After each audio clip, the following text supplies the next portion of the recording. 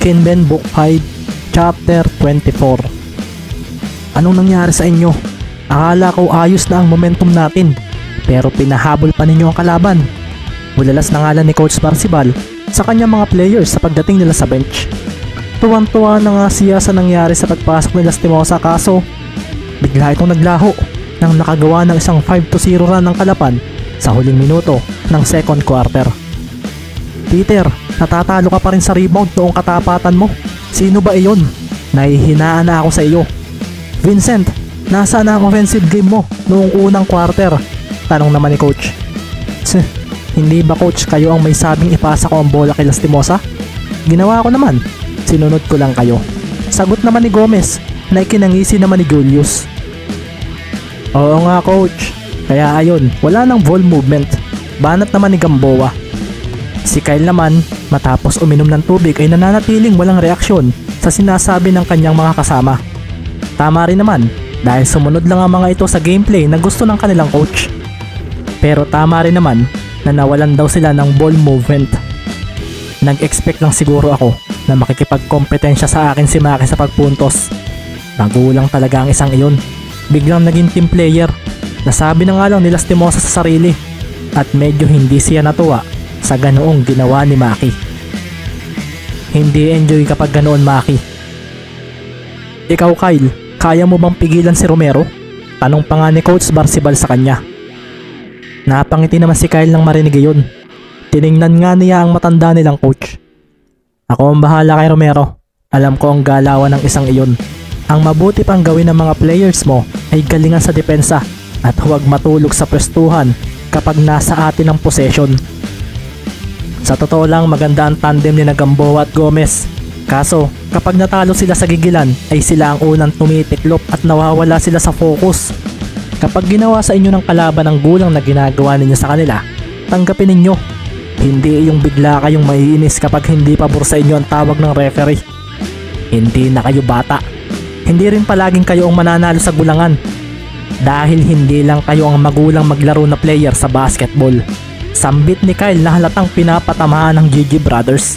Si Gamboa nga ay napakuyom at siguro kung ibang player na nagsabi nito sa kanya ay baka pinagsalitaan na niya. Kaso hindi niya kaya dahil ilang beses na siyang nilampaso ni Lastimosa sa bawat practice nila. Kung ayaw ninyong matalo, focus na lang tayo sa paglalaro. Dagdag pa ni Kyle at bigla rin niyang naalala ang mga sinasabi sa kanya ni Maki kanina. Hindi ko na rin dapat pang pakaisipin ang mga sinasabi mo, Maki, para walang gulo sa utak ko. Nagkaroon ng ilang intermission number ng kung sino-sino noong halftime break. May mga sumayaw at may mga kumanta. Nang matapos nga ang 30-minute break ay dito na nga sumilbato ang referee dahil ang third quarter ay magsisimula na. Gomez, Gamboa, Lastimosa, Lazaro, Lanete ang lineup ng Oxy, habang Mendez, Romero, Ibanez, Lee magbuo naman sa Kalapan. Nang makita nga ayun ni Coach Barcibal ay agad niyang sinabihan ang kanyang team na huwag mag-isolation play. Mukhang tapos na si Isaiah na mag-eksperimento. Sabi nga niya. Nagkasama na si Maki at Mendez. Sabi naman ni Lastimosa na hinihanda ang kanyang sarili para sa pagpapatuloy ng laban. Maririnig na nga muli ang cheer ng mga fans niya at ito lang ang nagbibigay ng ingay sa loob dahil hindi pa sigurado ang karamihan kung mag-cheer ba sila o hindi sa alinman sa dalawang team. Huminga naman ng malalim si Ricky at sinambot ang bola mula sa pasa ni Magbuo. Ang haba na ng pahinga ko, hindi ako nakapaglaro ng maayos noong first half. Sabi nga ni Ricky sa sarili at sa pagdating niya sa kanilang side ay agad siyang hinarangan ni Gomez na agresibo agad ang naging galawan. Hindi na kami pa dapat pumalpak sa pagkakataong ito. Sabi nga ni Vincent sa sarili na mabilis na gumagalaw ang mga paa, kaliwa at pakanan. Depende nga ito sa galaw ni Mendez at makikita rin ng mga kakampi niyang agresibo rin ang pagdepensa sa mga katapatan nila. Mukhang okay na ang galawan ng mga kakampi ko ngayon. Mukhang magiging maayos na ang laro namin ngayon. Sabi naman sa sarili ni Kyle na kasalukuyang binabantayan ni Maki Romero. Dito na nga kumilos si Marky Lee para bigyan ng screen si Ricky. Pagpunta niya sa tabi ni Mendez ay agad itong ginamit nito. Bumangga nga sa kanya si Gomez at mabilis na takbo ang kanyang ginawa para takasan ito. Isang bounce pass naman ang agad na ginawa ni Mendez papunta sa kanyang kuya Marky. Kaso nang titira na si Lee ay agad siyang hinarangan ni Gamboa. Walang bantay si Ibanez kung nandito ito. Sabi nga niya sa isip at nang tingnan niya si Carlo ay naroon na nga si Gomez.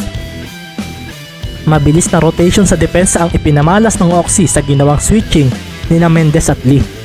Nang makita nga ito ni Ricky ay agad siyang tumakbo upang hingiin uli ang bola mula sa kanyang kuya Marky. Pagkakita nga sa kanya ni Lee ay agad itong umatras at ipinasa ang bola. Pero sumilbato ang referee at natawagan ng violation si Lee na kinaseryoso ng mga nakaasul. Tinawagan nga ng traveling violation si Marky kung kaya ang bola ay mapupunta na kaagad sa Occidental Mindoro Mangyans. Sa pagbalik ng bola sa Mangyans ay dito na nga nagwala ang crowd nang tirahan ni Lastimosa ng Presi Romero ng harapan.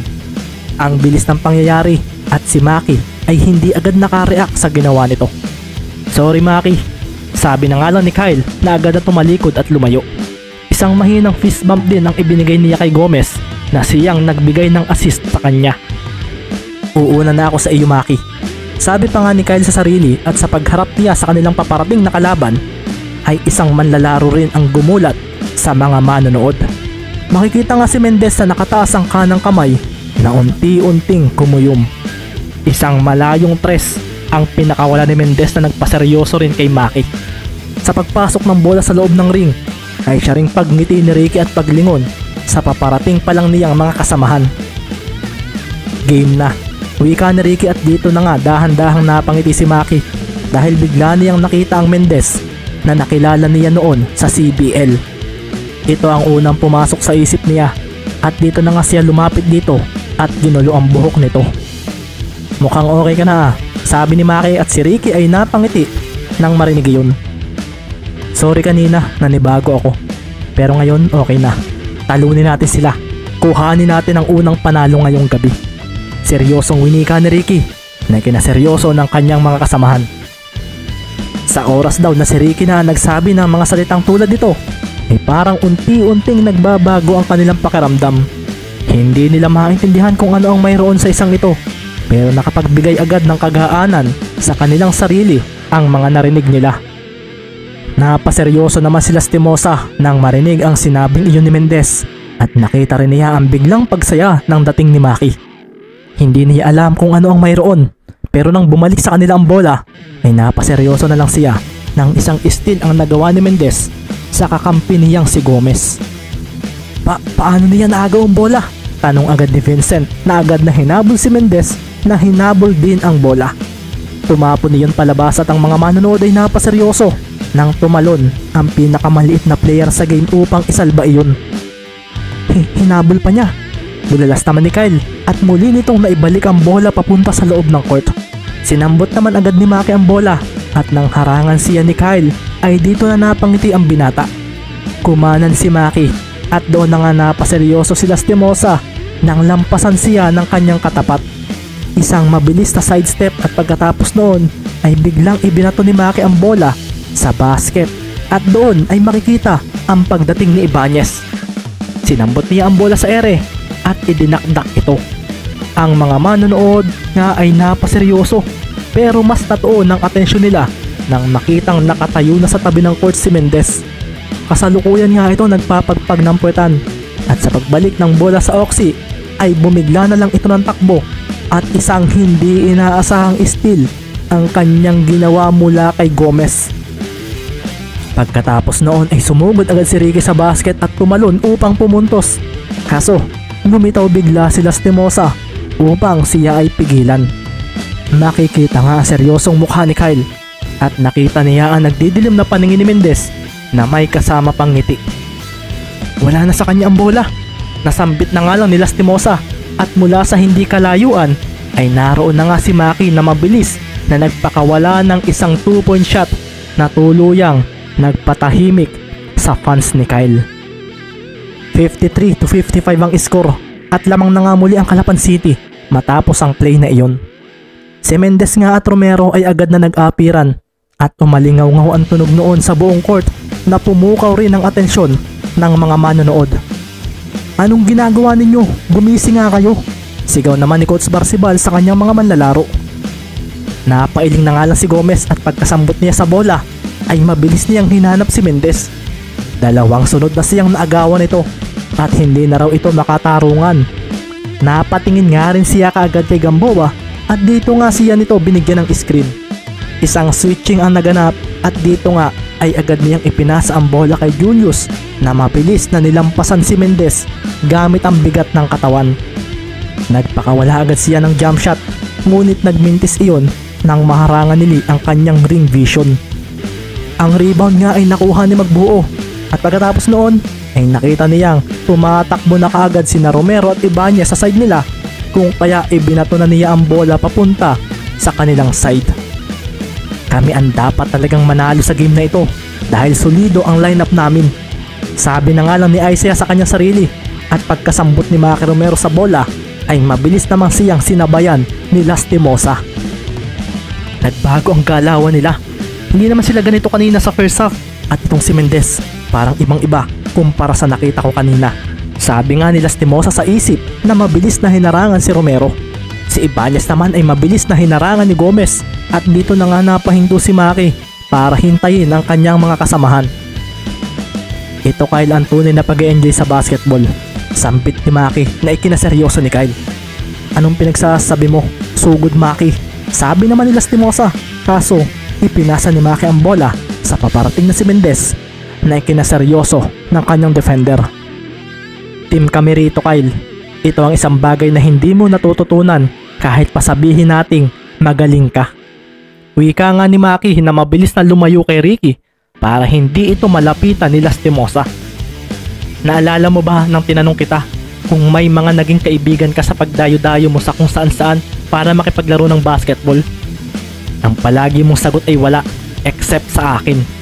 Sambit ni Maki at si Kyle ay mas lalong napaseryoso sa mga sinasabi nito sa kanya ngayon.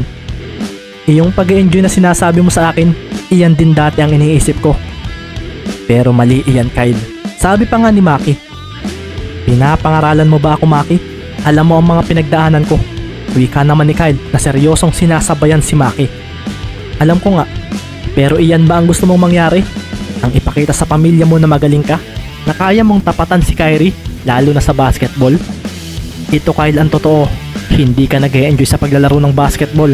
Kasi kung oo, baka hindi lang ako ang mga naging kaibigan mo dahil dito."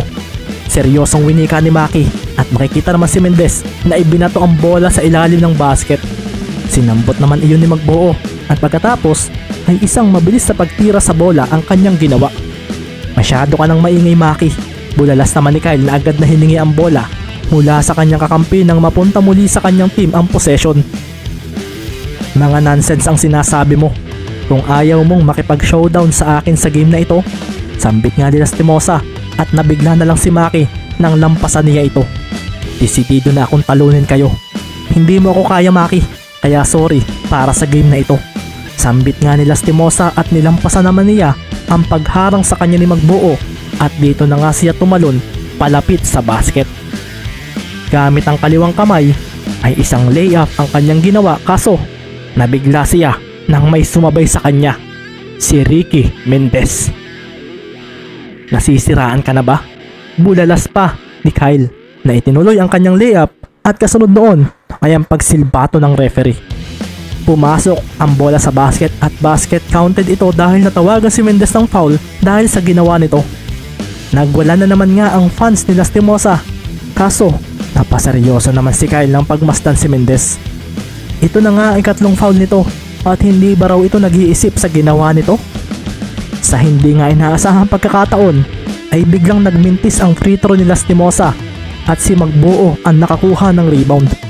Pagkalapag ni Marlon ay agad niyang ibinato ang bola papunta sa kanilang side.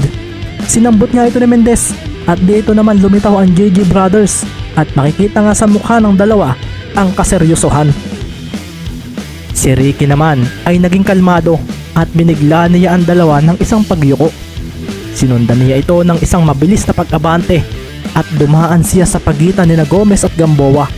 Isang duck-in move ang kanyang ginawa at sa paglampas niya ay doon na nga rin siya tumalon palapit sa basket. Ang mga manonood ay napaseryoso dahil ang bilis ding humabol ni Lastimosa at ngayon nga ay nakasabay pa ito kay Mendez sa ere. Salamat sa GG Brothers, naabutan kita. Sabi nga ni Lastimosa sa sarili. Tingnan natin ang galing mo, Mendez. Ngumiti naman si Ricky at nang gawin na ni Lastimosa ang pag-block ay bigla niyang iniiwas ang bola at dito nga ay makikita na nasa kanang kamay niya lang ito. Hindi iyon naabutan ni Lastimosa dahil humawi ang kaliwang kamay ni Mendez at doon na nga nasaksihan ng marami ang ginawa ng pinakamaliit na player na nasa loob ng court. Sa manlalarong sinasabi ng marami na mahusay pagdating sa basketball. Isang reverse layup ang pinakawalan ni Mendez at si Lastimosa ay napaseryoso sa kumpiyansang taglay ng maliit na player na ito laban sa kanya. Paglabag nila ay sumilbato rin ang referee dahil may foul na nakuha si Mendez at ang sumunod na nangyari ang biglang nagpaseryoso sa lahat ng mga manonood. May ilang napamura dahil sa nakita at marami rin ang napalunok. Basket counted, bulalas ng referee at doon na nga si Lastimosa napakuyom. Bigla nga niyang naalala ang sinabi sa kanya ni Maki. Ang sinabi nitong si Mendez daw ay magiging mas magaling pa rito. Kung sakali mang makalaban mo siya, gusto kong pigilan mo siya para mas lalo niya pang galingan. Yes! Sambit naman ni Mendez na napangiti dahil sa pagpasok ng kanyang layup at matapos iyon ay ang paglampas at pag-iwan naman niya kay Lastimosa na nagulat din sa ginawa nito sa kanya. Napahinga ng malalim si Lastimosa at dahan-dahang napailing. Sa dinami-rami na ng nakalaban ko sa basketball, sa Mendez na ito lang pala ako makakaramdam ng ganitong pagkagulat. Sige, ako ang babantay sa iyo, Mendez. Total, ito rin naman ang gusto mo. Hindi ba, Maki? Sabi nga niya sa sarili at napatingin siya kay Maki na ngayon ay seryosong nakatingin din sa kanya. 55-59 ang score at 3 minuto pa lang ang nababawas sa oras ng third quarter.